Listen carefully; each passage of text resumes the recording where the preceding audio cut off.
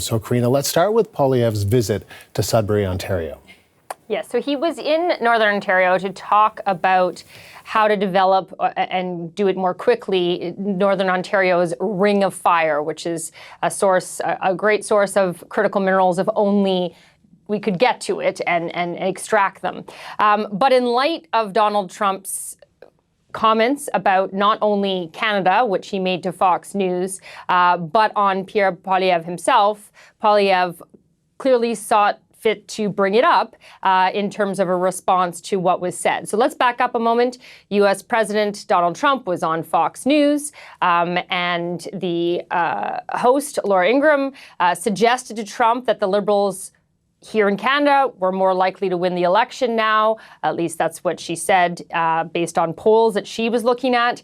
And wouldn't that mean that Canada, under the Liberals, would be more hostile to the U.S. going forward? Here is part of Trump's response. The Conservative that's running is stupidly no friend of mine. I don't know him, but he said negative things. So when he says negative things, I couldn't care less. I think it's easier to deal, actually, with a Liberal. And maybe they're going to win, but I don't really care. It doesn't matter to me at all. So this comes on the heels of Trump saying a couple weeks ago that Poilievre was not a MAGA guy, which I think came on the same day that he also tried to help Wayne Gretzky out of the quagmire that was going on with Wayne Gretzky and trying to defend Wayne Gretzky, that he believed in Canadian sovereignty.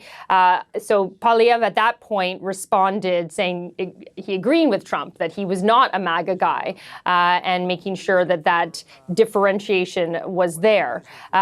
Again, today, as I mentioned, Pierre Poilievre bringing up his response to Trump's comments on him. Have a listen to what he had to say. The president said that having a Liberal prime minister would be easier for him to deal with, just as he threatened once again to make us the 51st state. And you know what? On that point, it's true. I'm a strong leader. I'm a tough guy to deal with. I'm firm in my convictions, and I'll always put Canada first. By contrast, in 10 years, the Liberals have blocked resource projects, hiked taxes, and driven $500 billion of investment to the U.S.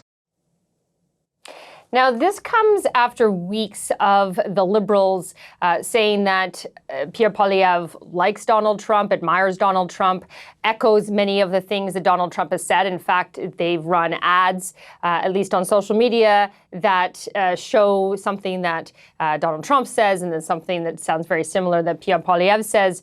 So there's that narrative out there. And as we head into a very potential election campaign where the whole issue of who can stand up to Trump best will likely be a key factor in the election, framing Pierre Poilievre as like Donald Trump is obviously not a good framing for the Conservatives.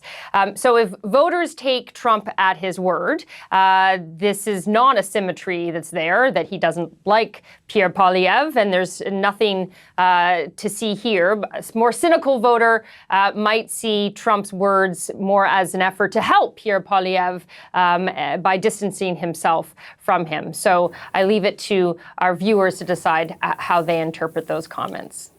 And at the same time, Prime Minister Mark Carney is back in Ottawa. Much of his focus today relates to Canada-U.S. relations. What's he doing?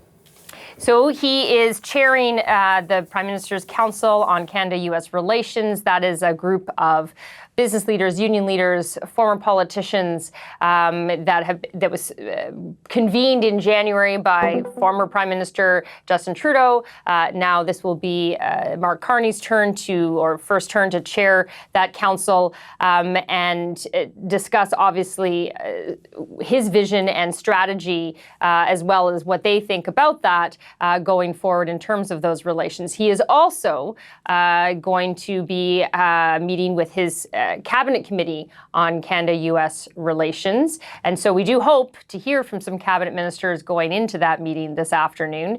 And you want to bet that some of them will be asked, Andrew, about the rampant election speculation and perhaps what day we might expect that call to come. I'm not sure, though, that they will answer. Probably not, but you never know. We might get hints. Karina, thank you. The CBC's Karina Roman live in Ottawa.